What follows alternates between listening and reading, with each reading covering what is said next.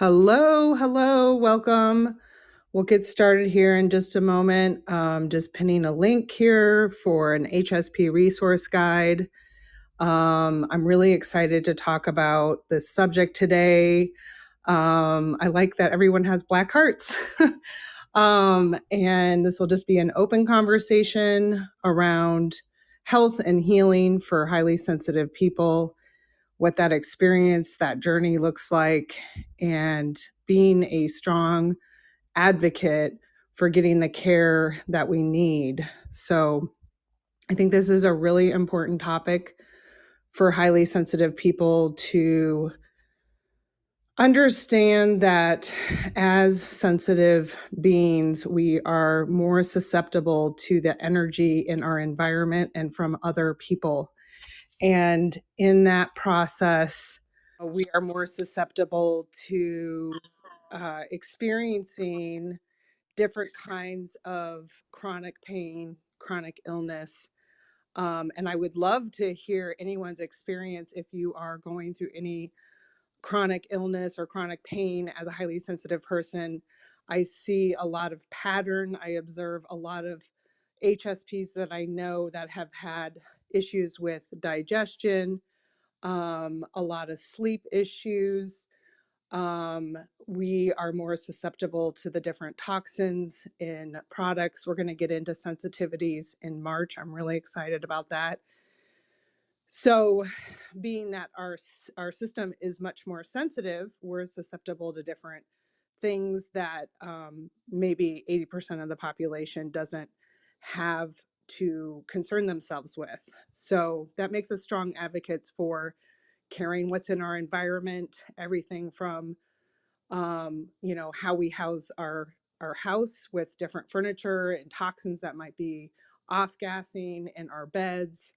I'm a very strong advocate for non-toxic as much as possible. I haven't been using scents and products in years, and I've used mostly natural products as much as I can.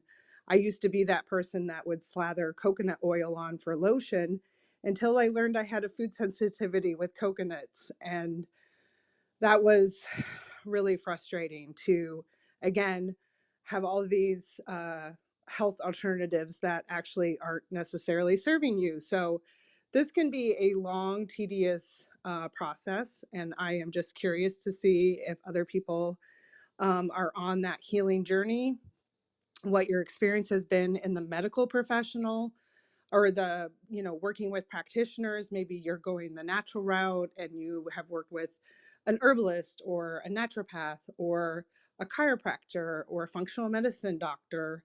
All of these areas that we can explore besides the medical world. And unfortunately, a lot of those are cost prohibitive, and that's also very frustrating, that things aren't always accessible when we know that they could potentially be very healing.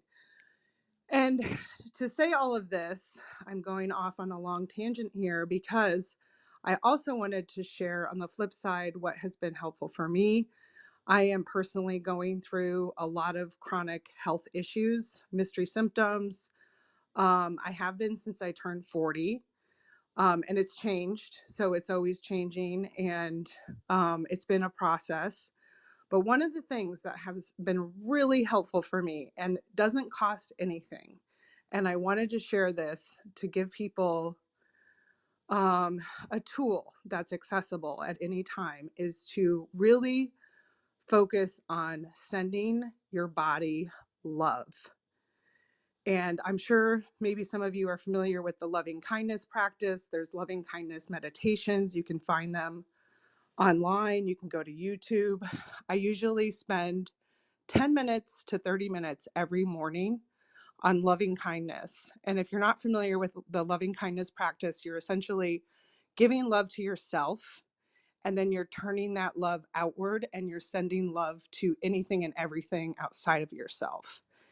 And you can make it as specific or general as you want, but the idea is, instead of focusing on the fear and the dread of I'm not in charge of my body, or I don't understand my body, or why is my body doing this to me, and not knowing what is making you feel uncomfortable or not getting better on your healing journey, just sending your body love, I think, is the most profound thing you can do. And if you do it consistently, I really think you'll start to see miracles happen. I started doing this myself. I have had friends reach out to me that recently shared different doctors with me that I would never have come across had it not been for them referring this doctor to me. This happened 2 days in a row with two different friends. And I have had the most wonderful connections with other adults when I interact with people in the public, which I have not done a lot of peopling since the pandemic started. And so getting back into that world is kind of a shock to the system. But I have been sending love to all people that I know I will meet and I have not yet met. And this was a suggestion from Marianne Williamson. I'll just let you know that that's where I got this concept from. She had put it on a TikTok post. And ever since I started practicing it, this has just been miracle after miracle showing up. So I wanted to also put that spin on this room because I don't want this to just turn into a venting session and to stir up all that negativity that we may have on our healing journey and dealing with the health system that is not helpful for people who are ill. I really do want to put the positive spin on what we can do now, how we can look at our body differently, and how we can cultivate the energy that we want to see in the world through our own inner practice. So, as highly sensitive people, we are designed to deeply process this way, and it can really shift our mood and energy and get us to see the world from a different lens. So, I just wanted to offer all that to you. I know that was a long-winded tangent, but these are thoughts on my mind that I wanted to speak about before we got into conversation. But I welcome anyone who would like to come to stage. I know Joy has popped up here, and I'll just pass the mic to Joy here in a minute. But really quickly, if you're here for the first time, you're in the HSP club. I made this club, wow, a year ago. It's crazy to think March, I think 5th was when clubs came out in 2021. And this was back in the day before you didn't even have the option to start a club. I wanted to start one, but I had to wait until that they made that function a reality. And I freaked out the minute that became open because I had a request. I had done the form the way they had wanted you to do it originally, but because they were so overwhelmed with requests, they never got back to me. So as soon as this became available, I really wanted to get this club created because I knew if someone would type in the name highly sensitive people, they would find their people. And that's why I created this club. I want to build community. I want this to be a free space. I want this to be a safe space. I want you to feel that you are with your tribe, that you are seen for the first time. And so that's what this club is about. And I host topics that are important to HSPs. I want to educate others about HSPs and advocate. And I'm doing a lot of in-person searching now. And through this loving kindness approach, I have had the most beautiful connections with people. And it is also helping me to heal my relationship with my body, which in turn will help me heal whatever this autoimmune diagnosis I have that hasn't been diagnosed. But I just know intuitively, I know there is a self-critical invader that I need to dispose of through loving kindness. So I'll pause here and I'll let Joy speak. If you want to introduce yourself, share anything on the topic, I'll give you the mic. Thank you, Julie. I'm Joy, and I am an HSP. And every time I come into the room, I learn new things because Julie is just, you offer so many different aspects of being highly sensitive. I am, my focus is emotional intelligence and emotion education. I've been on this journey for a long time because of my own sensitivity. And one of the most profound things that has helped me is actually to be present with my emotions and allowing emotional flow. When I was a child, I had a pre-ulcer stomach. I've had migraine headaches in my past, back problems. I've had lots of issues, physical issues.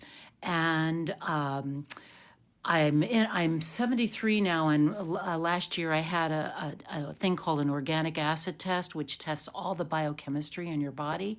And I found out that after years of working on my own emotional and physical health, I'm actually extremely healthy. And they said my brain is one of the healthiest brain chemistries they've ever seen. So, what that tells me is that our connection to our emotions is and allowing them to flow and being present with them and learning from them ultimately brings a sense of openness and flow in our bodies and joy. We are embodied beings, and this sensitivity, I mean, since I've been in learning from Julie, is I go to bed earlier and I make sure that I have quiet time to be still, or take long hot baths, the kind of things that calm my nervous system has been really beneficial. I've done acupuncture in the past. I practice Qigong. So I find that doing moving meditations like Tai Chi or Qigong or yoga have been extremely helpful for me. I particularly love Qigong, and I have a wonderful teacher now. I definitely do alternative medicine. I've had to do Western medicine. I've had two knee replacements.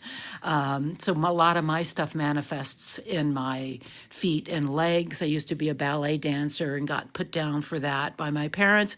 So, there's a lot of complexity that we experience as HSPs. And I think that we take on a lot. And so I love the loving kindness thing. I haven't particularly practiced that, but I love Marianne Williams, and I'm going to do that, Julie.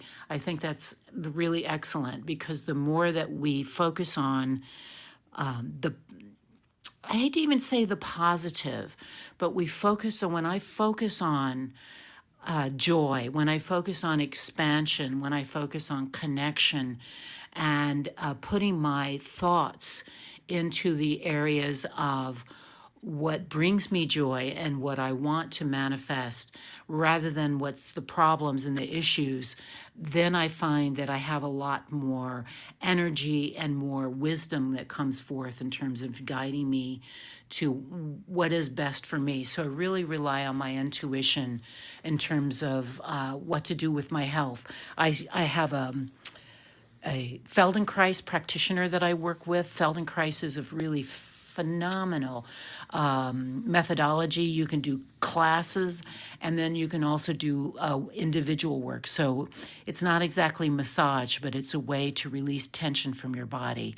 So I think being anything that you do that focuses on relaxing the body and supporting the body through food, through movement, through meditation, all of that supports the body, because our sensitivity, we're all embodied beings. And the culture gets so heady, it gets so focused in what's going on in your head, that we lose track of all the impact that our thinking and our beliefs have on our body. So I'm really a big advocate of using the body as a way to calm your nervous system, even in teaching about emotions. How the best and fastest way to calm anxiety, to calm stress and fear and anger, is to actually come into your own body and send energy down into the lower part of your body, which pulls when you focus, yi dao, shi dao, where you focus, your focus goes, so goes your energy. So when you can focus on your lower part of your body and bring energy down there, it sends a message to your brain that you're safe. And safety is our number one priority. It's the body's number one priority, is survival, so that we can work with our bodies in a way that calms our mind and that creates greater health within the body. So those are the main things I'm thinking to say right now. And I'd love to invite anybody who's in the room who would like to come up and share what you have to say. This is Joy, and I'm complete. I love that, Joy. You bring up so many great points, and I love all the different tools and practices that you mentioned. I'm so glad this is recorded so I can go back to this. I've heard a lot about Feldenkrais. I really am surprised it took me so long to hear about that. I've heard Elaine Friend talk about it as well. And Elaine Friend is someone who works closely with Elaine Aron, who wrote the Highly Sensitive Person book and has spearheaded this research in the mid 90s. So she is the person I always source and use her as my main point of resources as far as understanding and educating myself about this trait. And yeah, I just think the power of the mind, especially for an HSP who is really good at connecting with that inner guidance system and that inner wisdom, using our intuition. This is what makes us such a mystery in the medical world, is that when you sit down and try to explain to a doctor what you're experiencing, it's on such a deep level. It's just not part of their training for them to understand that. And the idea that we might, as highly sensitive people, have intuition about what is going on in our body, that's also foreign. So I wanted to just take a quick note to mention, if you are working with medical professionals, I think it's really important to find someone until you meet your match. Don't stick with a practitioner that isn't listening to you, who isn't using kind and caring words, because I have had both. I have had great practitioners and not so great. And because um, those situations with doctors can actually worsen your healing journey. I really believe that. So I always encourage everyone to be your own advocate. And if you need support, bring a friend to your medical appointments. I know that's not as easy with COVID, but I also want to remind people that it's okay to ask for help in those situations. It's a lot to navigate, especially when you don't feel good. And especially as highly sensitive people, when we're really paying attention to all those inner sensations, and we can offer up a lot of information and observations, and they just don't have time to listen to that. So it's really important to get the right kind of support. Like Joy mentioned, I think HSPs are better suited to work with a functional medicine practitioner who is interested in getting at root causes. The medical world is only trained to treat symptoms, so it's really important to work with someone that also understands nutrition, who understands sleep. There's so many different avenues, different practitioners that also are in the medical world that may have a specialty. I was just introduced to someone that a friend of mine said she found a new internal medicine doctor who then referred her to the pain clinic. And there was actually a pharmacist who was really specially trained in fibromyalgia. And you wouldn't think a pharmacist would be educated in that way. But for some reason, this was, I don't know if she healed herself from an autoimmune condition or she had a family member, but she was very knowledgeable and helpful for my friend.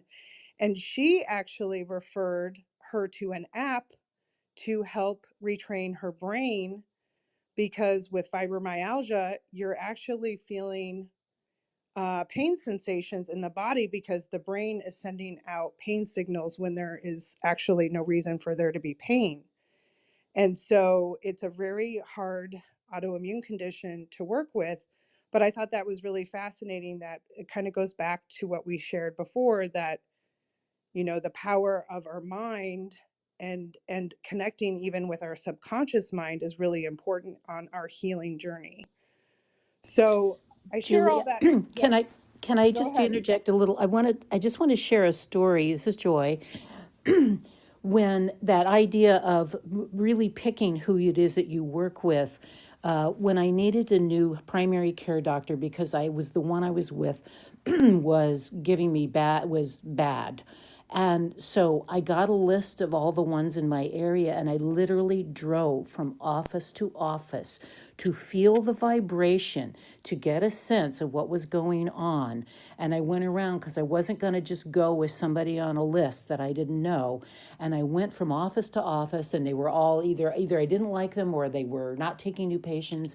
And one person referred another doctor, and I went to him, and I decided to go with that guy. And after my first visit, 2 days later, I got a handwritten note in the mail from a primary physician saying that was, this is what we did, and we're going to do these tests next time. And I was just blown away, and I stayed with him until he retired. So I just wanted to share that story. So sometimes you need to be really proactive and take the extra step, but it is so worth the payoff. This is Joy, and I'm complete. I totally agree. And I think I've just been a really resilient person. I also lived in New York City, which kind of toughened up this Iowa girl. I've also lived in London and Washington State. I've lived a lot of different places that have given me different experiences, but living in New York definitely brought out the more assertive, territorial, and get it done, do it now kind of attitude. So that makes me a strong advocate. So I see that as a bonus on this journey. But I wanted to pass the mic off to Lauren because I know Lauren and I know her background and her journey, and I'm just so grateful she's here because I would love to hear your insights and reflections or whatever you want to share about this process for yourself, and even if you want to share what you do to help others, I would love that.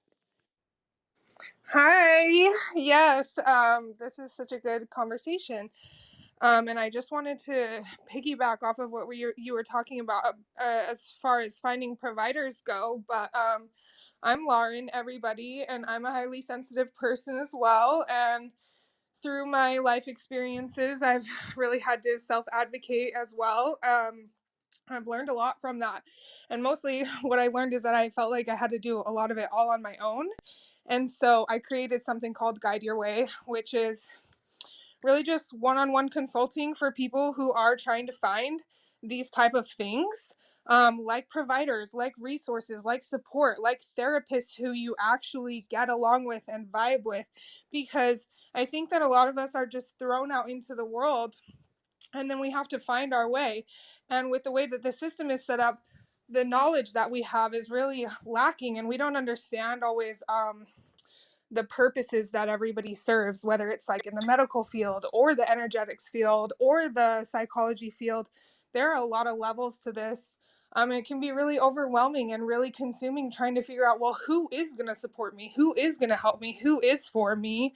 Um, and a lot of us are just stumbling around, like having really awful experiences and then learning from them and then going into these new places. But what I hope is that we can have less of these traumatic and awful experiences finding our way, and that we can get more lined up with people who are just ready to help us and ready to support and ready to serve, and who vibe with us or who have the knowledge to give us some answers and things like that. And so I guess I'm just piggybacking off of the importance of really being aligned with who you're working with, but also really empathizing and having compassion for the struggle of finding those people in the first place. It's tricky.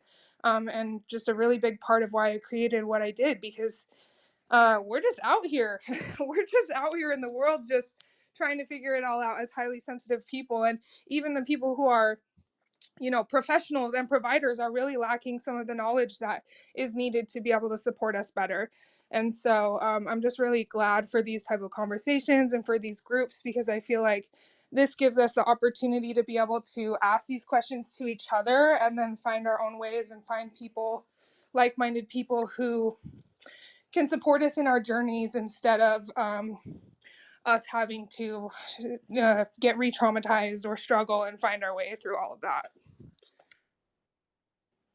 I love that. And we need more helpers like that. And we need more advocates letting people know that, we need to keep on our journey and staying true to ourselves as we navigate that world. Because that is the self-compassion we need to cultivate for ourselves so that we can heal. And again, I want to come back to the idea of, if you are feeling frustrated on this journey, send some love to the doctors, send some love to the hospitals, send some love to the alternative practitioners, send some love to the massage therapists. Just turning around that frustration, I think, is really key on this journey. And it has really been helpful for me personally. I also wanted to mention, I just put a new link on the top here. If you just pull to refresh, hold the screen, pull it down. I created a mental health resource guide for highly sensitive people. It has the link to Elaine Aron's website, which has a list of HSP psychotherapists who are, I should say, they're HSP knowledgeable therapists, which just means she had them take a test, and through that test proved that they knew enough about HSPs to call themselves that. But I'm sure most of these therapists are HSPs themselves. And that's how I found my therapist. There was only one listed for Iowa, but that worked out with my insurance and it was great. And I've been working with her since the beginning of 2022. And it's been so wonderful to not have to educate the person that should be helping me on my journey. It is really, really helpful. So if you are looking for a psychotherapist, this is a great list to start. It does categorize by state. And then if you're outside of the US, there are actually resources listed for other countries as well. So I just wanted you to let you know about that. If you click on the link, make sure you check your uh, promotions tab in your spam folder. It will make you confirm your email address, but that resource will be sent after you do so. So I just find there are other resources on there that talk about the brain differences and also how you should approach finding the right therapist as a highly sensitive person. I linked an article that Elaine Aron actually wrote, and what you should be thinking about as you vet your own therapist. So all of that is available through that link. I just wanted to mention that. And I would love to hear from anyone here in the room. If you have questions, you have some great resources up here on stage. We're all really passionate about helping and serving others. And we all have different unique backgrounds, and we're all HSPs. So if anyone is interested in coming onto the stage and sharing their journey or asking a question or discuss anything that we've talked about so far, you are welcome to do so. And I'll go ahead and mute myself if anyone here on stage would like to share anything. I'm glad to hear about that resource list and finding a highly sensitive person or a highly sensitive provider, because I think being able to consciously choose our providers is just so important, but some people don't even know where to start. So those kind of resources lists are super helpful. I also, when I work with my clients, I will write out templates for how to approach therapists, just so that you can be really direct in expressing your needs and saying, okay, this is what I'm looking for. Can you meet me there? And if you can, then let's work together. And then you'll immediately know also if you can't by the response that you get or the response that you don't get. And so even in that sense, it's like using our intuition and our highly sensitive abilities to guide us and make sure that we're just getting the proper care is super important. And I'm glad that these resources are becoming more available. I'm really grateful to live in the time of the internet so that we have access to this information and can easily send it over to each other and continue the wave of support. This Joy, I'm not seeing the link. All I see something that says Flow Desk, That's the but link. It's just how it shows that up is, here. Yeah, if you oh, actually okay. tap on it, it'll take you to a different Okay, web. great. Yep, Thank you. no Okay. problem. And Fabienne, I see you've joined us here on stage. It's great to see you. Happy 2022. I'll give you the mic. Thank you so much. Good to hear you all. Um, yeah, it's been beautiful to be back live with you. It's also great to have the recordings.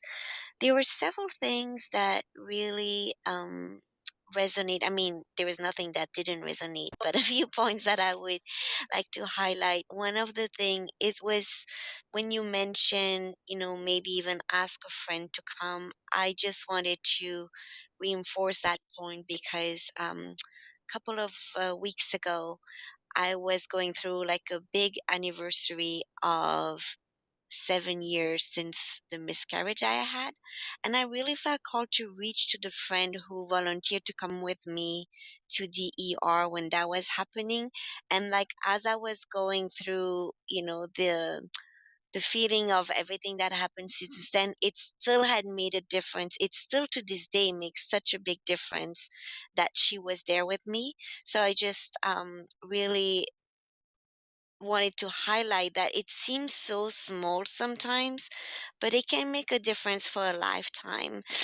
So that was one of the points. And then also, I think Lauren, you just said, like having the discernment to know what we need and have someone ask them, can you meet me there? Because I think it goes further than even just in the like a therapy or a doctor. It's like in every area, and I'm becoming more and more discerning of what I need, but also, yeah, making the choices that I don't repeat maybe some choices that were not so helpful before. So I just appreciate the three of you for leaving lots of nuggets that are again at a really significant time, always at the perfect time, the right reminders, even if it cross into other areas of life than the specific topics you're talking about, it's still very impactful. So thank you. And then I have a quick question. It's a Clubhouse question because I haven't been here in a while. But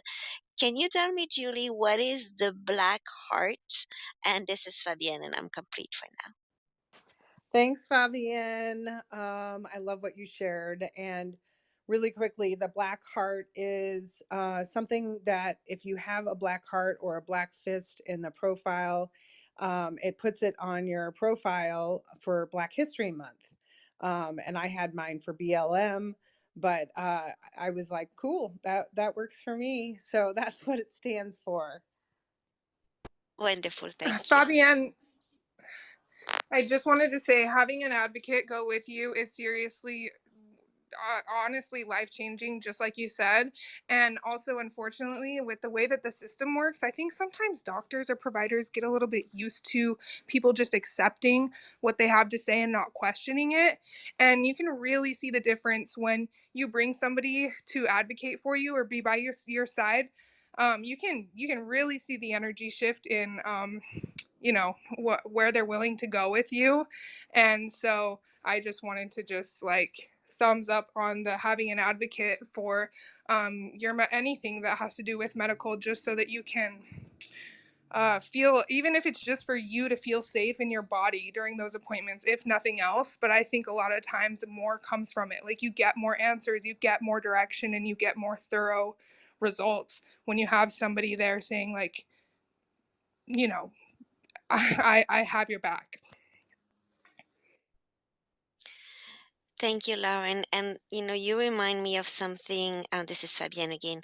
You remind me of something more recent where, for the emotional support, I got support because my boyfriend came with me for some health tests, but they would not allow him to be there with me.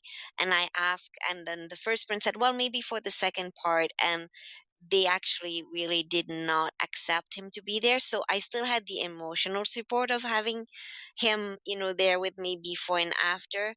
But it's interesting. As you said, I guess it was because of COVID. But so are you saying if we insist, sometimes they will make an exception, or is it just at previous times before this current time? Thank you. This is Fabienne. My question is complete. For that, I really don't have a solid answer. I think you do have to like go with the times, but I don't think there's anything wrong with insisting and seeing where you get with it. If you say no, like I need this person to be in the room with me, it is, it's what I want and it's what I feel most comfortable with, and I would really appreciate if you can honor that. See what happens, see what they say. Maybe you being stern enough will allow that. I don't know. I do think the times cause a hiccup there for sure, but it is nice because my own personal experiences too, like sometimes I leave my doctor's appointment and I need somebody to give me a hug after, or I have a breakdown, or I cry, so just even having somebody in the lobby or the waiting room for you to hold that space and to be your support in that instance is also really great. So yeah, I think with the times you'll have to be flexible, but yeah. Thank you so much, Lauren. This is Fabienne. I just wanted to say I will also look for your website. So thank you. And thank you, Julie, for the guide and for all the support and joy and everyone connected to this group. It's a big impact of getting the support we deserved in itself. So thank you so much. This is Fabienne. I'm complete. I was just going to add to Lauren's point, or to answer the question as well. I just personally have had a lot of, I've gotten my way with doctors. My boyfriend has epilepsy, and it is an extremely heart-wrenching condition to have and to witness someone you love go through a seizure. Um, and he does not remember anything. And so, without me there by his side, his doctor is getting a very different perspective. And during the heat of the middle of the pandemic, he did unfortunately have a seizure, and then he has a follow-up appointment with his doctor. They were not allowing people to come in. And I pushed through every block that they gave me. And even his neurologist was like, I'm really surprised you're sitting in this room. So if it is important to you, if it is meaningful for you to have someone with you, insist and see where it takes you. Of course, you need to be flexible.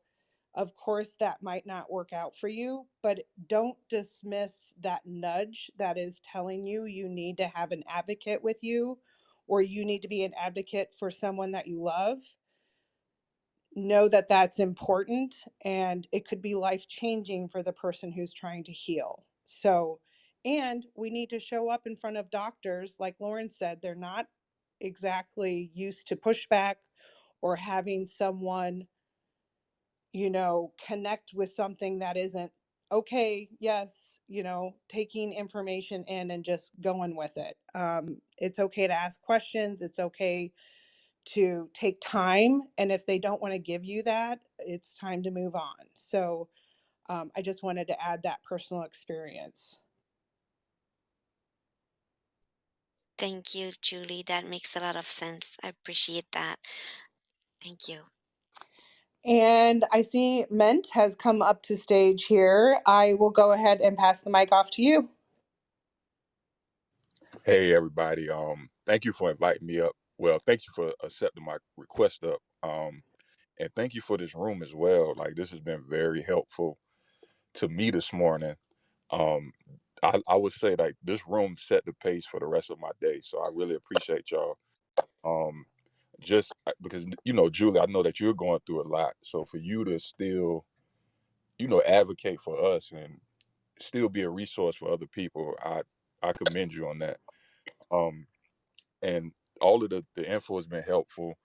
I'm HSP, so I've just been trying to get more info on it, just to connect with other people who are, just to kind of um, point out the similarities between us. And so I just wanted to get up here just to thank you all for providing the space, because it's very helpful. Um, so that's all I wanted to say. And Joy, I love the way your name is spelled too. I never seen it spelled. So I hope y'all have a great day, and thank y'all so much. Man, that's so nice. Thank you, Mint. I changed the spelling in my high school French class because having the name Joy was too much pressure. Like I couldn't relate to it, and I felt like a phony. I'm not joyful, and so I changed it to the French spelling, and then I felt like it gave me. I didn't quite want to get rid of the name, but it gave me some distance. So thank you. I love it. I was gonna say too, consulting costs money, but I love to chat with people and I love to talk and I love to share resources. So if ever you want to just DM or reach out or have a question or something, please just do that. Like connecting and engaging is so something I just love and am passionate about. So if you're just on this discovery and you're just curious or you whatever, like DM and reach out. We're all here to help each other and be supportive in that. Thank you so much, Lauren. I just followed you, so be on the lookout. Yes, definitely keep in touch. Yeah, I offer complimentary consultations as well, so I'm open to hearing from people. And I was just going to say thank you so much for your comment, Men. And I'm so glad that you found the club and that you're an HSP and you're here to learn and connect. It's part of our survival and how we can thrive as a highly sensitive person. And building community was one of those avenues that I knew I needed to do as a leader, as an advocate, as an educator, because it filled my cup too. And so, even though I feel like I come into this space sometimes feeling like an imposter, because I am still in the thick of my healing journey and I don't have all the answers, but I know a lot and I deeply study this trait. I take in a lot of information and I know I can be a great resource to others, even though I'm still working on my healing journey. And this is what drives me to hold space and to build community and connect with other HSPs. Because, like you said, it's really helpful to be around people who get it, who understand the different struggles we have, can understand how we view the world differently, what's important to us, how we value different things. And really, we're all in this body that we need to build a connection with and really deeply understand our nervous system and how we interpret the world through our senses and see it as a superpower, as a gift, and that we're the pioneers of of a group of people who are trying to change the world in a sense that makes us more deeply connected with nature, this natural cycles, Mother Earth, going back into nature. We are such a screen filled world. I mean, I'm here on a screen talking to you, and I'm so grateful for that connection. But I also know that it's important for me to balance that with a good dose of nature, outdoor time, sunshine, even just staring out at the window if it's miserable outside where you're at right now. Um, and talking about those things that are helpful for us and that help us regulate our nervous system is so profound for so many people. And I know that that ripple effect, planting that seed and having permission to be so much more self-compassionate with yourself, because we go at a slower pace. We go at our own pace. We go our own way. We're outside of the box livers. We have to be creating a lifestyle that serves and supports our nervous system instead of feeling we need to keep up. And so when you can surround yourself around people like that, it is so helpful. And I just am a strong advocate of building a lifestyle that serves your nervous system. So I'll get off my soapbox here for a second and just go ahead and mute myself if anyone else would like to share.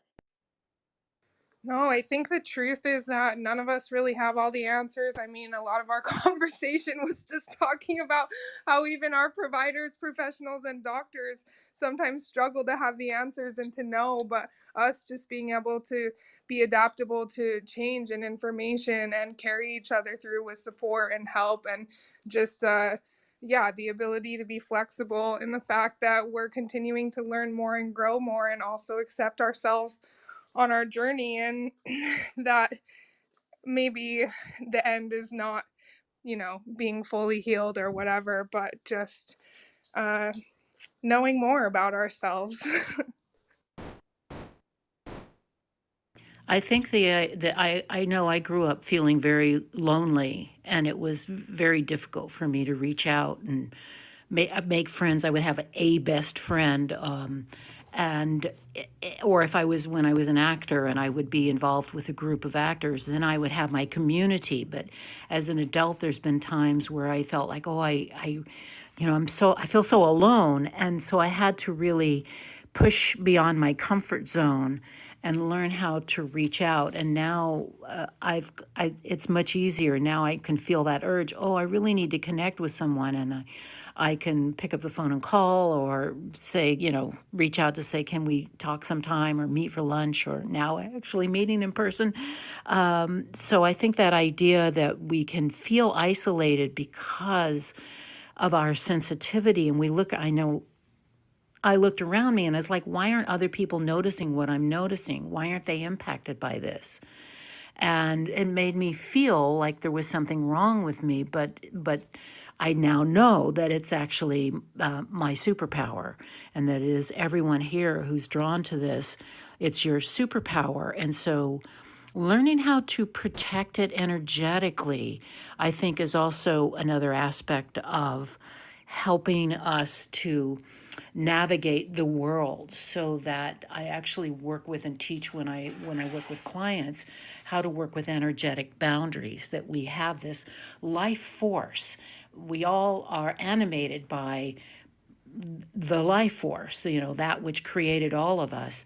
And we can actually work with this energy to create protection around you, so that boundaries are not just there to keep negativity out of your space, but to create space for yourself. So even just imagining a big bubble around you that goes out about 2 or 3 feet. Sometimes I have to put reflective coating on the outside so that other people's energy bounces off of that.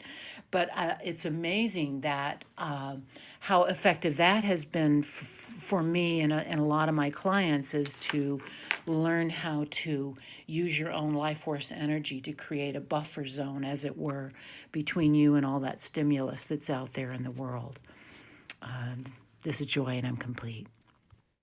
Yeah, Joy, I love that. My EMDR therapist, and I take this with me every time I leave, he says, you have your whole sphere from 3 feet below you, 3 feet in front of you, 3 feet in back of you, to the side of you. That's your space. And sometimes I will only think about that while I'm in therapy, but lately I've been like, no, this is my space everywhere I go. And I'm really glad for that, that kind of visual guide.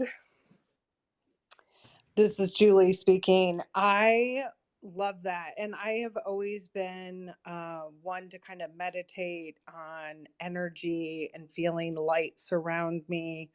I also want to add, piggyback on not just protecting our energy, but filling that bubble with love, and knowing that you are love, you are guided by love, you are loving towards others. That for me feels like safety, when I can ground myself in that love vibration. And sometimes when I protect myself, it can kind of feel yucky, like there's something I have to protect myself from, or that I'm a victim of something. But when I focus on the loving feeling, I definitely feel an openness, an expansiveness that is not just serving me, but serving others as well. So I just wanted to add that little component into it. Can you tell I'm into loving kindness right now? I've had this because I in my emotions work and in my system I do not teach love as an emotion. I teach love. There's a feeling component to it, but it's a verb. It's an action, and so to love. And so when you talk about loving yourself, it's the action of giving yourself what you need and giving others what they need. And just recently, I've just kind of struck me that it is really the life force energy. It's that universal life force energy is what love actually is. And so we direct that energy by the actions that we take. And so that's been something that's been on my plate of contemplation in recent times. I love that. You always step in with so much knowledge around emotions and language and all of that stuff, Joy. I really love how you contribute that way. And yeah, this idea of energy, I love this part of the conversation because I believe everything is energy, and it's how we direct that energy will shape our experience. And being highly sensitive really puts us in touch with how profound that can be, because we are directly impacting our environment with our energy. And if we're focused in I don't like the word positive, but in a feel good energy space, that's a ripple effect. And then that is reflected back to us.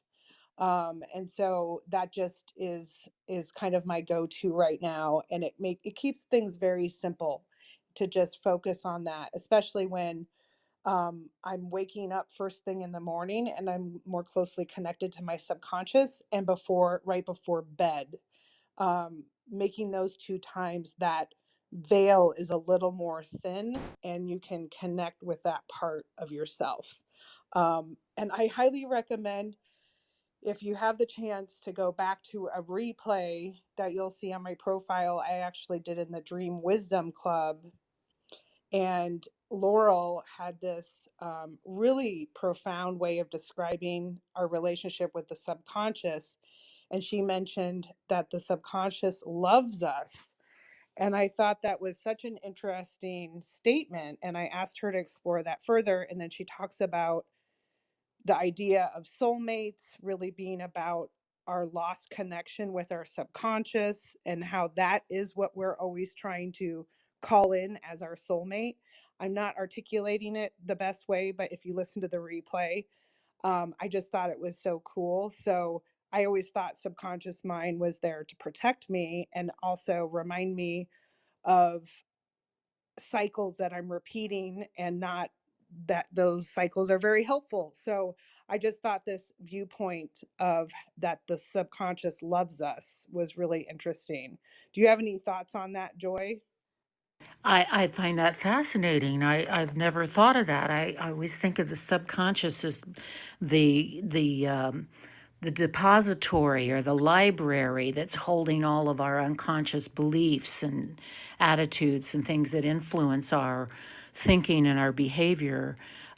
So I'm gonna meditate on that. I find that I that's I'm just feeling it in my body right now to think of it in those terms. Oh my Oh my gosh, God. Laurel just jumped into the room. Laurel. Laurel, we were just talking about you. If you're free to come to the stage, please come to the stage. I'll invite you.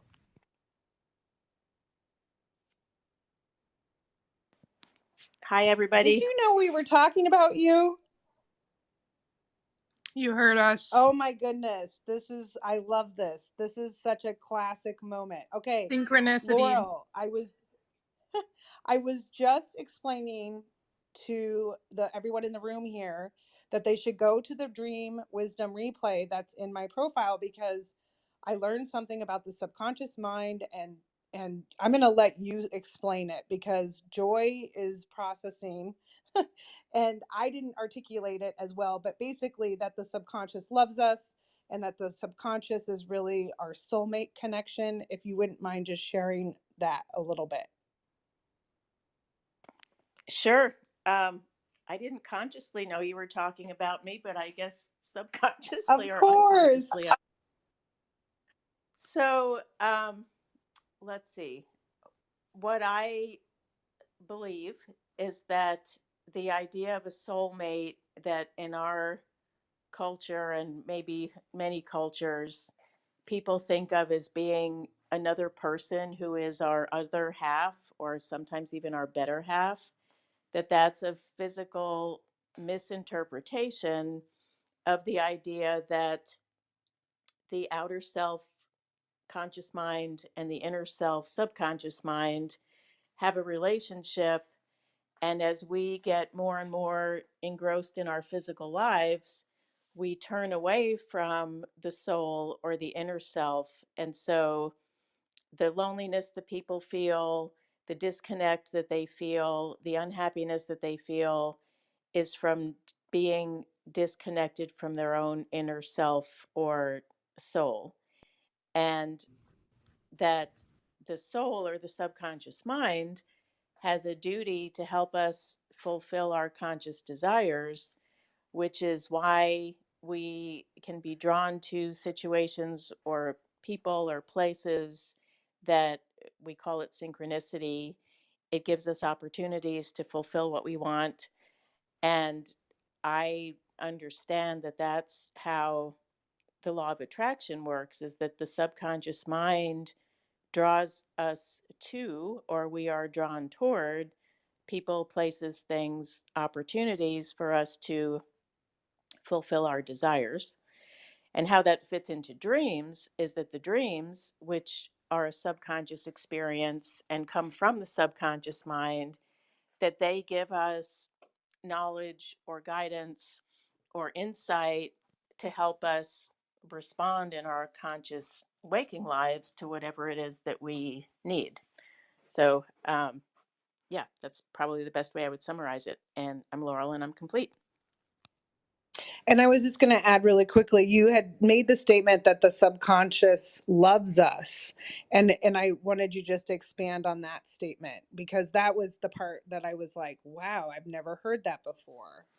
So when I say that the subconscious loves us, if you think about somebody who you love, it could be a partner, it could be a child, that you want the absolute best for that person that you love. And you would probably do anything in your power to help them.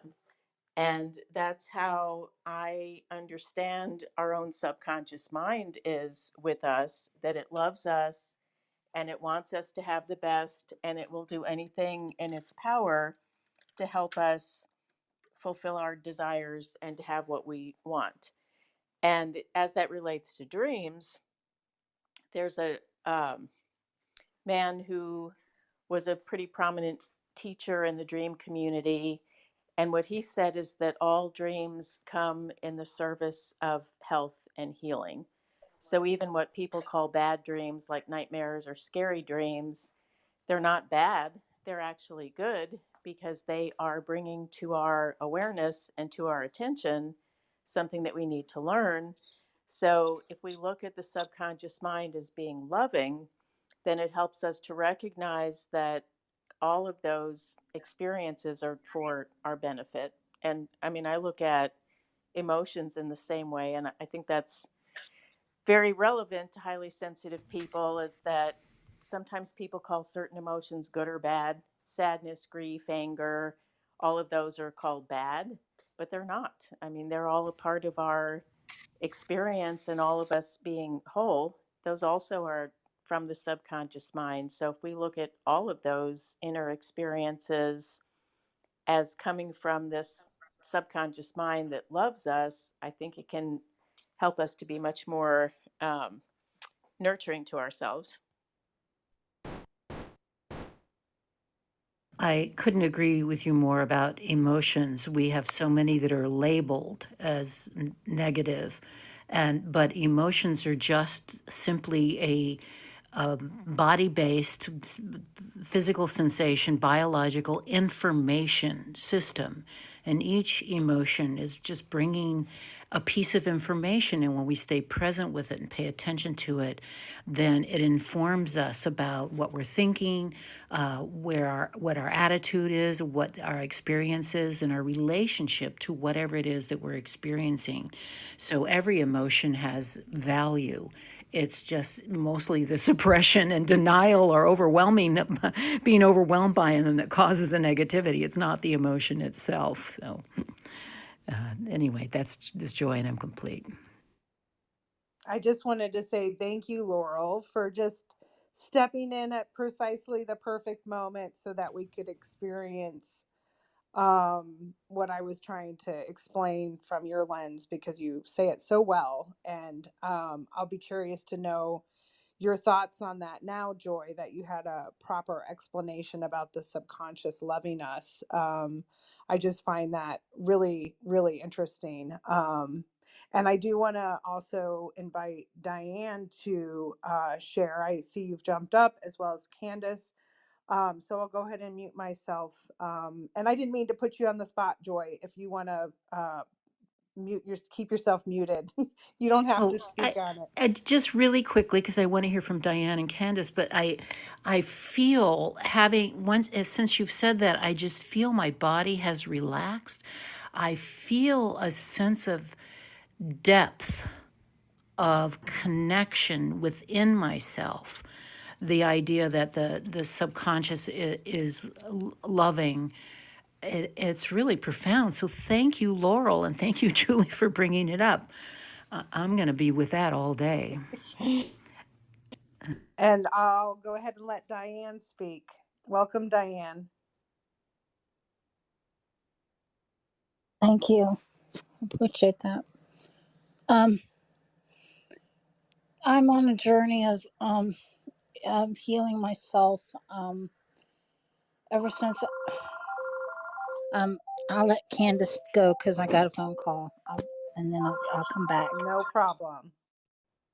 Candace, would you like to join in the conversation?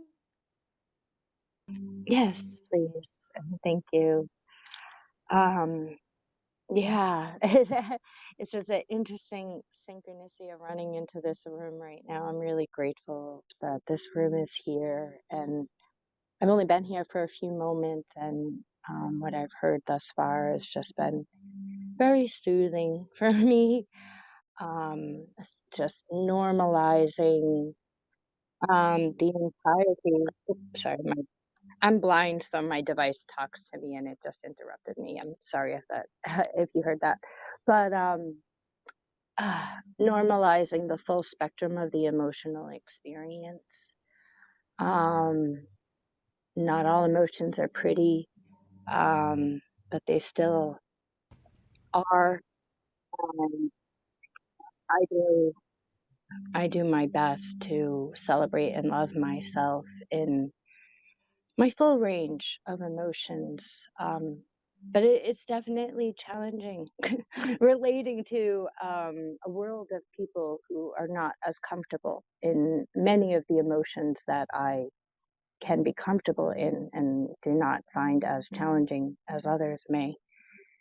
And I've always been very, very sensitive and been on a journey with trying to understand that on some level, while also, whenever I catch myself trying to make sense of things, it just makes no sense, and some things aren't meant to make sense. um, and now, as a blind person, it's like the volume knob was turned up. I feel everything. I have a full visceral response to people's voices, to their emotions, not as much as the words. The words are one component, but we don't always use the words, or aren't always as authentic with our words as to what's really going on inside. Sometimes it's in our awareness, sometimes it isn't. But for me, as a sensitive person, and now as a blind person who is just super fitted and trained to see and feel the unseen, um, it's Alexa, stop. Sorry, just feeling a bit heavy in this moment. I'm yeah, feeling pretty challenged. So I was really grateful to find this room right now to just land and be and feel seen, heard, and understood. So thank you.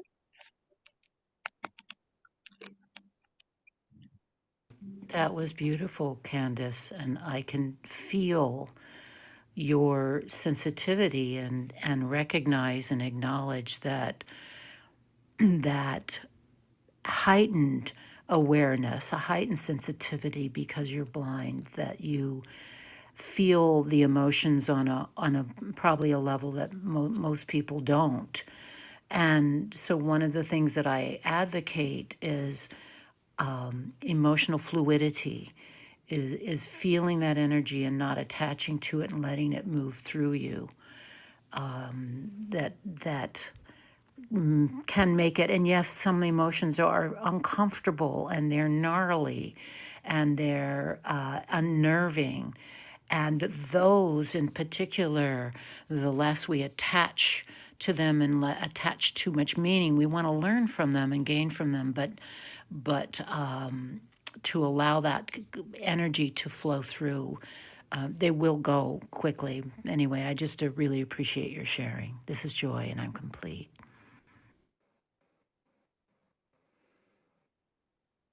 This is Julie. I'm so glad that you're here, Candace. I'm so glad that you found this as a resting spot to just be. And I just want to applaud you for being here. And I can, like Joy said, I can feel your energy and just wanted to send you love and take all the time you need to be in this space. There's a lot of loving energy in this room, a lot of healers. So take what you need, and we're here for you.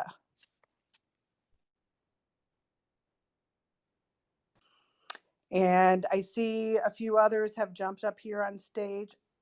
I would love to pass the mic off to Jennifer. Thanks for being here. Good to see you, Jennifer. Good morning, everybody. Wholeness. I just popped in after I went to my second pelvic floor rehab, and I am so happy because the person is really good. I tend to get nervous in those situations, and because they get really all up in the business, to work things out. So I'm just so grateful. I'm in California. Everything's blooming. Beautiful day. So just wanted to express my gratitude for that. And then, you know, I was thinking about the topic or the title of the room, Getting the Support You Deserve. And this room has been support for me. Julie, you recommended the podcast on friendship. And it's so funny because I was like, oh, I get why she recommended it. It's so good. It's so good. And just knowing that, like, there's other people who share the deep thoughts, the deep feelings. Um, being a highly sensitive person, it was a brand new concept to me. Sorry about that.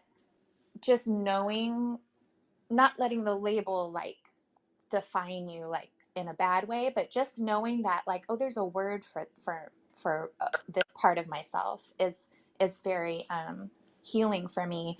Laurel was one of the first people I met on Clubhouse, and I had told her I just discovered like Enneagram and 4, and she's like, I'm a 4, and I'm like, oh my god. I mean, just like the little things like I'm not alone.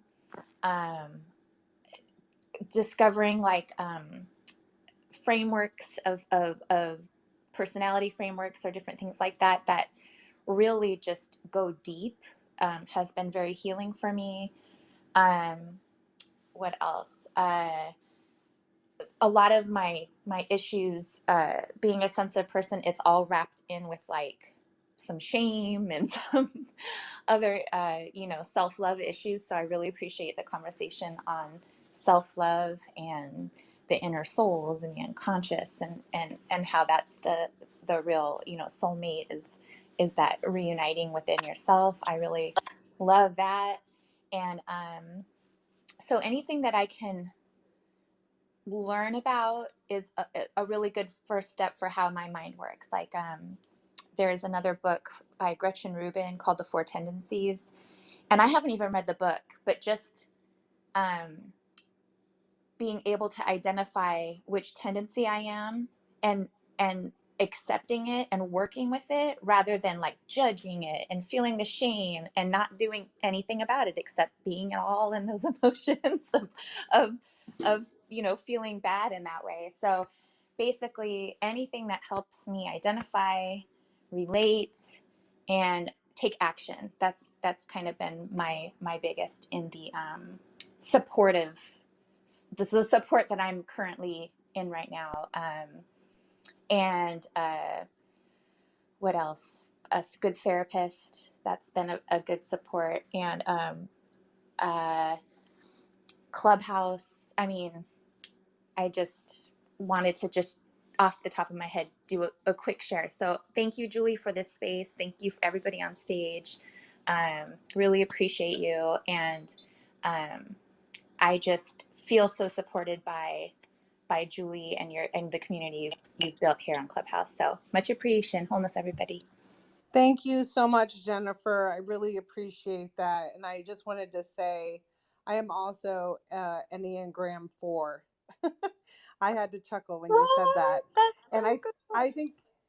I think I was in a Clubhouse room that Laurel hosted with some other people as well, and I learned about that for the first time. I knew what my number was. I didn't know much about it, and I was like, "Wow, that sounds like a highly sensitive person."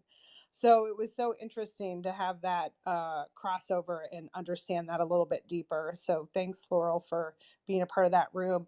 And I also wanted to say I have too been with a pelvic floor physical therapist, and not comfortable. And I want to say that I had a lovely practitioner who was very young. She was so helpful, educational, and just kind. And so I do want to acknowledge that there are people out there that can be helpful through your healing journey, um, and to know that those experiences coexist. So if it isn't good for you, make sure you keep looking.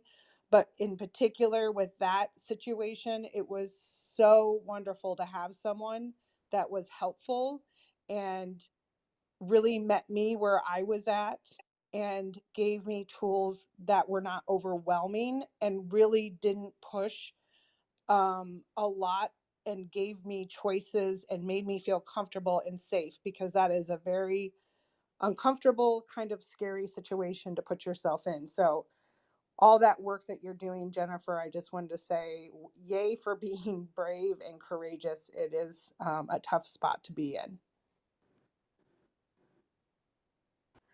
And I apologize, Diane. I wanted to come back to you. I just wanted to check and see if you're in a good space now to unmute your mic. Yeah, my train's fixing to pass me, so you might hear it. Um, uh, um, but yes, I'm on a journey of healing, and it started when I came into Clubhouse. Um, and it's going good. Um, I've lost a couple of friends along the way because I've realized that on my journey of finding myself again, um, because I lost a part of myself. I felt like I lost a part of myself when my identical twin sister passed 7 years ago, and now I'm grieving her passing now, and also grieving the um, the departure of my daughter being in my home. It'll be 2 years just in March. She'll be in a group home. So I'm still trying to get used to being here by myself. And this app has fulfilled the void that I have. And in the process, I'm trying to get back to being the happy person that I used to be. And this app is doing that is doing that for me, because I'm being able to I'm being able to make clubs. I'm being able to meet new people, being able to um, sing. I love singing, and that's what me and my sister used to do all the time. I'm able to tell my sister's story and her passing, and how I'm dealing with her passing, and what I do on celebrating her life by singing to her every day.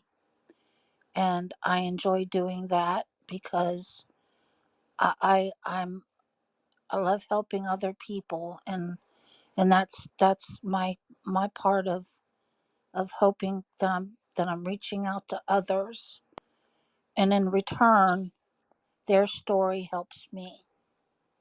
So I, I I'm on that journey, and I'm doing wonders. I've got a talent show now that I host and that I love to do.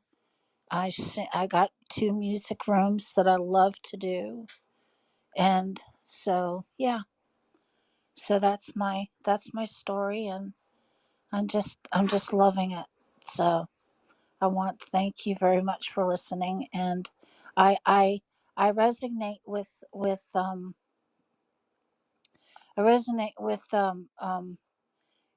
Kath. I think it's Catherine, the one that was blind. I resonate with her because I am also legally blind, and I am very, very sensitive myself, and that I resonate with her in that aspect. I'm very, very sensitive. My emotions, I feel a lot for people, and that's you know, so I love everybody. So this is Diane, and I'm done speaking. Thank you. Thank you for sharing your story, Diane. And I really appreciate what you had to share, and just hearing the different things that you're focusing on to feel good. And I just wanted to make this observation that you really don't hear a lot of people say, I go to social media to feel good. And I want to really establish the fact that Clubhouse doesn't feel like social media, even though it is a global app that is bringing people together that we never would have met. And I think it's fascinating that energetically through this app, we're able to connect people, and people are able to show up in a space in time from all over the globe and get what they need. So I just really trust that everyone is here connecting and getting what they need in this moment. And that's why I continue to hold space and have these conversations, and make room for sensitives on the internet. I think is really important, because I don't feel good on social media, but I love Clubhouse. And I love it because it allows us to connect energetically and not hide behind anything. And it allows us to go deep quick, which is what HSPs prefer. Depth in connection, not surfacey stuff. So it doesn't surprise me that people who are relying on their senses are finding this room, and connecting to this conversation. So thanks everyone for being here, and thanks for being brave to come up on stage and share your story, Diane. Thanks so much. Well said. You're welcome. Absolutely. Don't mind at all. I'm very open and I love being open and telling people all about me, and I enjoy it. So thank you. And we have about 10 minutes left in the room here, and I really would love to hear from Aish. Am I saying your name correctly? Just correct me if I'm wrong. Yeah, yeah. Beautiful. What would you like to share or ask a question or join in the discussion? I'll go ahead and give you the mic. Like, hi, have you, everyone? I have been like, I think hypersensitive, probably an empath, like all over my life. And I used to be very introverted, like as a kid, and as I grew up, I started kind of, I became an ambivert. So like recently, I have like kind of been very spiritual for past like 7 years, and I can I can kind of feel like people's like senses and aura like without even kind of being with them or like being present with them. And what I learned, like it's a healing. Like I haven't been to any therapy or anything. Like, it's all about like connecting with the higher self and kind of like looking at the videos, like motivational videos and like so many videos. I kind of understood that it's my strength. It's not a weakness. And one thing I understand is like it's very important to protect your energy. Like you can kind of feel the energy, but you can't absorb the energy. You have to have the boundary. Like healthy boundaries helps a lot in dealing with the world. Like you need to have a strong boundary. You need to love yourself. Self love and self boundary is very important. And I have also observed like so many cases like where a covert narcissist, right? Like they're not really HSP, but they are like a covert narcissistic type people. They pretend as a HSP and they try to kind of be among us. Like so, we need to kind of figure them out. Like like are they really like are the words that they speak like is matching with the action or not? So we need to be very careful, like who we trust and who we kind of give energy to. So we have to be compassionate and kind, but we cannot let ourselves like just go, or we can't just put others above us. Like we need to prioritize ourselves. It's very important to kind of have the boundary and have a very detached point of view. Like if you look at any problem, you need to think from a third person's point of view and kind of be more logical than being emotional. Like we need to kind of hold on to our emotions, kind of be compassionate and also be very logical. Like I think being intellectual and kind of sticking onto the moral compass, having strong boundaries really helps. I think that's what I kind of learned, and I'm kind of practicing it now. I hope this helps. This is Julie. I'm chuckling over here because you basically just summed up everything that we spoke about in this room prior to you being in Oh, here. okay. Um, no, it was beautiful. It's like you basically chimed in. We talked about self-compassion, boundaries, everything that you mentioned. So I just wanted to say you were right on point. So thank you. Exactly. And I have been like fooled to believe certain people are really HSP just like me. And I was trying to connect with them. And something my gut was saying something was wrong, but they ended up to be narcissistic people. But I'm sorry, like I like to believe the world is a good place, but it's really not. People don't have that, connection to their own soul. And many people are so unhappy, right? Like they're so void and we can't help it. We can just pray for them and just bless them, but we can't be with those people. They are like energy depleting we need to be very aware and very cautious about who we trust and who we love, right? I totally agree. And I think a lot of HSPs can relate to that. Yeah. That has definitely been a part of my journey, trying to give people the benefit of the doubt, but that doesn't always mean that they have the best intentions. But Mm-mm. sending out love has definitely allowed me to line up more with people who are in good intention and want to reciprocate loving kindness and just be helpful and connect in a way that is positive instead of negative. So I Exactly. totally When agree. somebody is like causing problem, I would like to do what I have to do, like which is distancing myself from the situation. At the same time, like like consciously, I try to kind of when I meditate or something, I try to okay, like I hope God is blessing their soul, of or if I try to like think about it, like maybe it's a karmic pattern that's repeating. It's maybe I would have done something in the past life, or it's coming back to me. I try to think like okay, I'm just going to apologize to you or forgive you, internally, but externally I'll just do distance myself. But in my heart I'll always try to send my good vibes to that person, like their soul maybe. So I just feel that we have to kind of separate ourselves from the inner world, and also like we have to do what we want to kind of have a boundary. So it's kind of, it takes time, but I think that's how we should go. I couldn't agree more. So thank you so much for sharing. And I want to go ahead and pass the mic off to Priya before we go ahead and close the room here in a few minutes. Go ahead, Priya. Hi, and thank you, Julia, for allowing me to share.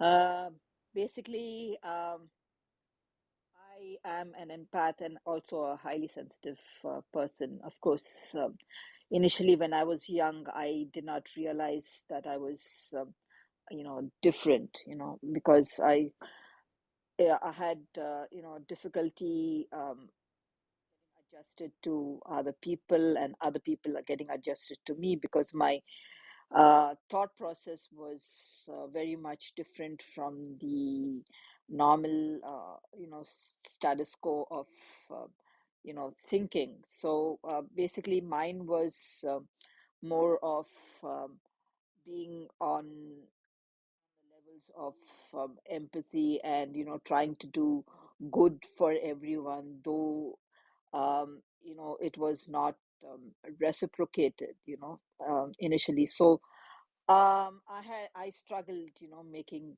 friends when I was young during my schooling, and then later on, of course, my schooling, I did eventually manage to make some close friends. Then slowly, as I started maturing and things like that, and then involving into the human being that I was supposed to be, I started having questions uh, about life, and my life purpose and things like that. Because I was I was in a relationship. I wouldn't call it narcissistic, but it was very dominating, and it was, it would really affect my sensitivity, because I was not understood uh, from the point of being a sensitive person, and so all these life experiences and things like that brought about a question as to what is the reason for my living and things like that. And then afterwards, once I, started putting forth these questions, I got answers to various things, and I was led to, uh, you know, uh, the aspect of, by, taking up healing and being a healer. So I took up a course in Reiki, and during the attunement, I opened up, to the possibilities of um, being a healer. And then also I realized that I had the uh, potent gift of um, uh, being a psychic and being highly intuitive. So I embraced the gift, and I was searching for my soul family, and I slowly got connected to individuals who were also in tune with their life purpose and things like that. And slowly I began to understand that I was um, what is called an empath, and a highly sensitive person. And basically being an empath or a highly sensitive person is not a curse, but it's a gift, because uh, the world, the society as a whole, they look for people who are empathic and compassionate to them, because it's just a question of being acknowledged for who you are, and being present and being loved. So all this, I started dwelling deeper into the aspect of empathy, and the being a sensitive person and things like that. And of course, uh, still I am trying to understand you know the nuances of being an empath and being a highly sensitive person, and I've still not yet fully embraced the fact, because we live in a very rational society. So you have to reason out with everybody to in order to fall into the status quo, and so for us empaths to reason out and to express the emotions that we feel is very difficult, because it's an inborn trait that that we are able to feel and understand other people's emotions and feelings. So when things happen, and we it's like just pick up on different energies and things like that, and explaining ourselves, and trying to come out with a rational reasoning as to why are we able to do that. It is beyond comprehension for the layman. So what has happened is that I'm slowly beginning to embrace my sensitivity, embrace my gifts, and also, in the process of trying to make myself understood by others. But I know it's not going to happen, because it's a different level altogether. It's we uh, we have so much to offer, and we in return receive very little. So yeah, so I'm beginning to understand that the pros and cons of, like, if I may be able to put it, about being an empath and a highly sensitive person. Like, creating boundaries for yourself and shielding yourself, and energetically cutting cords, and not being connected to energies, and safeguarding your energy, safeguarding your emotions, and evolving into in the individual that you are supposed to be. So yeah. And actually, I wouldn't blame people who react differently, and because underlining being of a person is that he is not born the way he is. He is pure. He or she, I can say, he or she is pure when they are born. But over the course of time, and due to programming, and due to environmental stimulus and things like that, they tend to change their core personality. So it's I really sympathize with people, who are branded as narcissists, and people who are, being dominated. It's just that it's not their fault that they have become like that, because initially they weren't like that.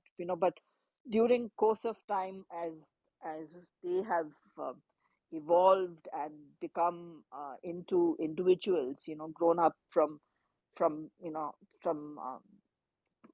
babies to adulthood. There's so much of metamorphosis that happens in their life, that they have learned to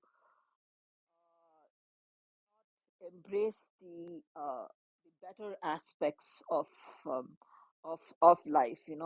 So because everybody is learns differently, and expresses whatever they have learned differently. So then uh it's for us, empaths and highly sensitive people, to be able to and bring into their lives some degree of compassion, some degree of uh, empathy, and deal with them, because after all, we are social beings, and we have to be able to um, co coexist.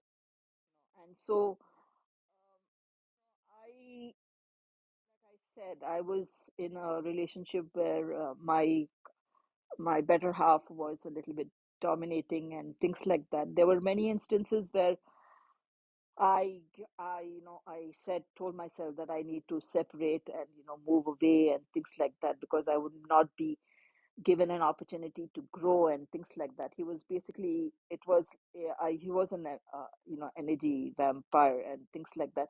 But then after, slowly I began to understand from a standpoint of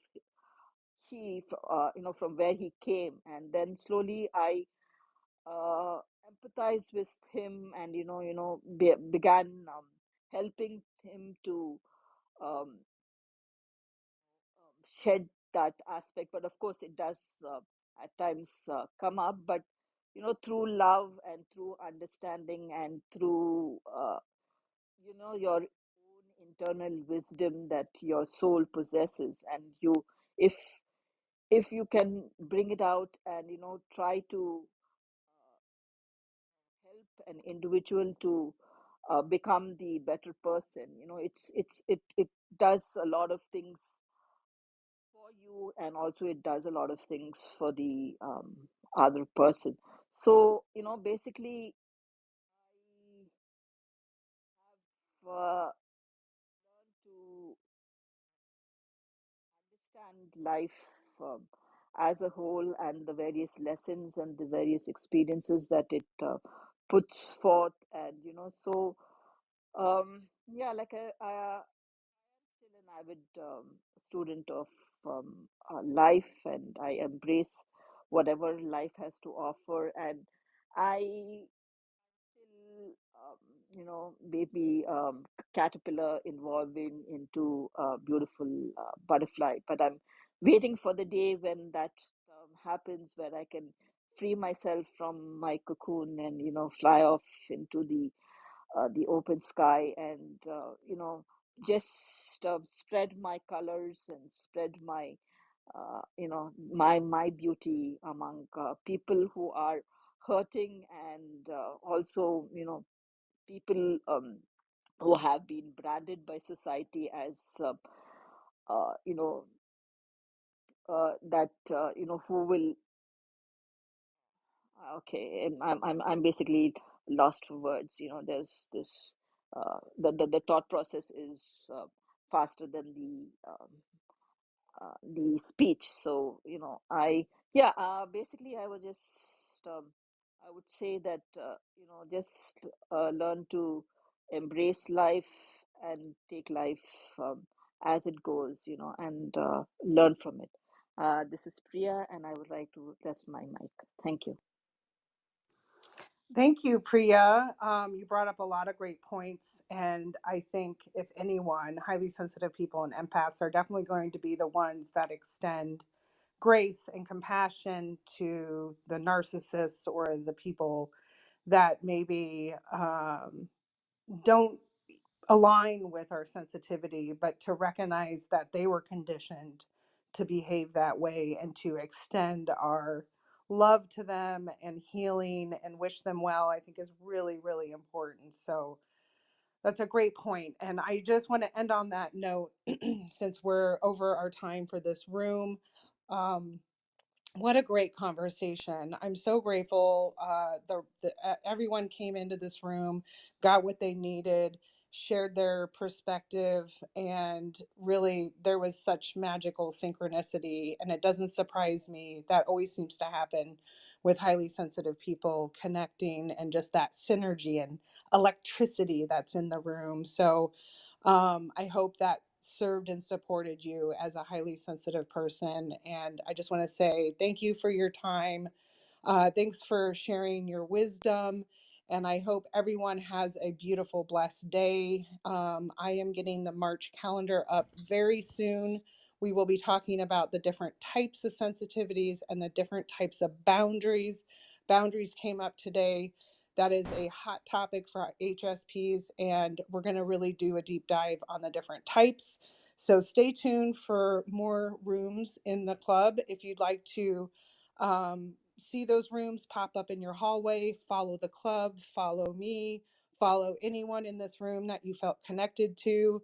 And I encourage you to also connect with anyone that resonated with you outside of Clubhouse, and know that if you sometimes are guided to someone, that person may have a gift that you need to receive. So just know and trust your intuition. And I wish everyone health, happiness, and comfort and peace. And I'll see you next time. Thanks again. Thank you, Julie. Thank you Thank so you. Thank you, Julie. much. Thank you. So beautiful.